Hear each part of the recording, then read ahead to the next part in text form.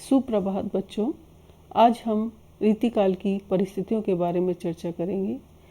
क्योंकि जैसी परिस्थितियां होती हैं वैसा ही समाज होता है और जैसा समाज होता है वैसा ही साहित्य लिखा जाता है। क्योंकि कहा भी गया है, साहित्य समाज का दर्पण होता है। साहित्य के निर्माण में युगीन वातावरण का विशेष योगदान होता है, क्योंकि युगीन वातावरण राजनीति, समाज, संस्कृति और कला के मूल्यों द्वारा निर्मित होता है। इसलिए युग विशेष के साहित्य के अध्ययन के लिए तत्कालीन राजनीतिक, सामाजिक और सांस्कृतिक अवस्थाओं का ज्ञान होना परम आवश्यक है।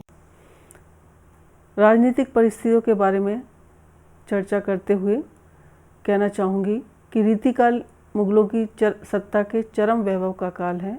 मुगल साम्राज्य का चरम उत्कर्ष, उत्तरोत्तर ह्रास और फिर पतन भी इसी काल में हुआ। शाहजहाँ के शासनकाल में रीति युग का प्रारंभ हुआ। राज दरबारों में वैभव, भव्यता एवं अलंकरण की प्रधानता थी। राजा और सामंत अपने दरबारों में गुणीजनों, कवियों और कलाकारों को प्रश्रय देते थे। शासकों में आत्म प्रशंसा का मोह एवं श्रृंगारिक मनोरंजन की चाह थी। शाहजहाँ के बाद औरंगजेब ने जब सत्ता संभाली तो धार्मिक उपद्रव शुरू हो गए। परिणाम स्वरूप उनका शासनकाल इन्हीं उपद्रवों में गुजर गया। इसके पश्चात उत्तरवर्ती मुगल शासन शुरू हुआ। धीरे धीरे वह भी कमज़ोर होता गया और अंग्रेजों का इन पर अधिकार हो गया। अवध के विलासी शासकों का अंत भी मुगल साम्राज्य के समान अत्यंत कारुणिक रहा। राजस्थान में भी विलासिता और चाटुकारिता इतनी बढ़ गई कि औरंगजेब के बाद राजपुरुष कुचक्रों, षड्यंत्रों और आंतरिक कलह के शिकार होकर पतनोन्मुख हो गए। रीतिकाल पर यथा राजा तथा प्रजा की उक्ति पूर्ण रूप से चरितार्थ होती है। सामाजिक दृष्टि से इस काल को आदि से अंतर तक घोर अधःपतन का युग कहना चाहिए। इस काल में सामंतवाद का बोलबाला होने से सामंतशाही के दोष आ गए थे। सामान्य जनता कष्टों और अभावों से गिरी हुई थी।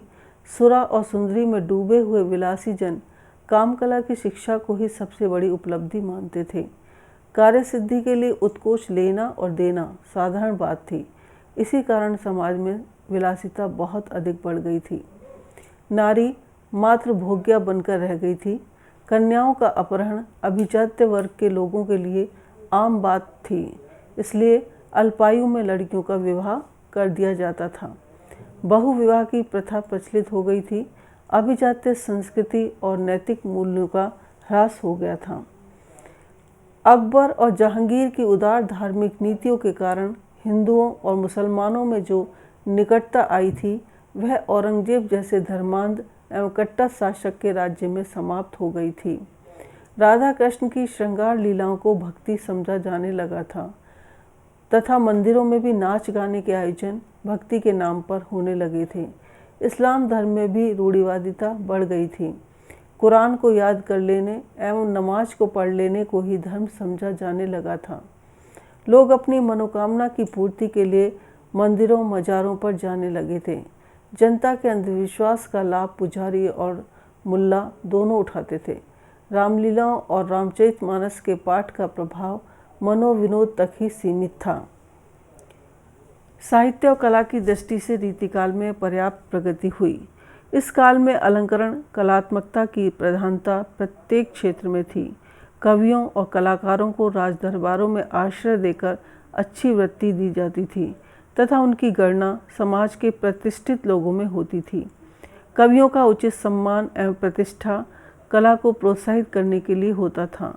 इस काल में कवियों का ध्यान जनसाधारण की समस्याओं को चित्रित करने की ओर नहीं गया। वे चमत्कारपूर्ण काव्य रचना करने को ही कवि कर्म की सफलता मानते थे। उनका काव्य श्रृंगार के संकुचित दायरे में सिमट कर रह गया था। परिणाम स्वरूप कविता उच्च वर्ग की भावनाओं के अनुरूप श्रृंगार एवं विलास के पंख में फंसकर रह गई।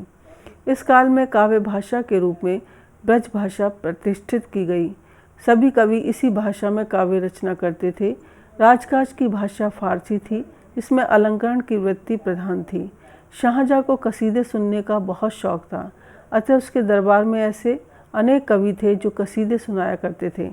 उसी के अनुकरण पर अन्य देशी राजा नवाबों के राज्य में भी प्रशंसापरक काव्य रचना करने की प्रवृत्ति पनपती गई। धन्यवाद।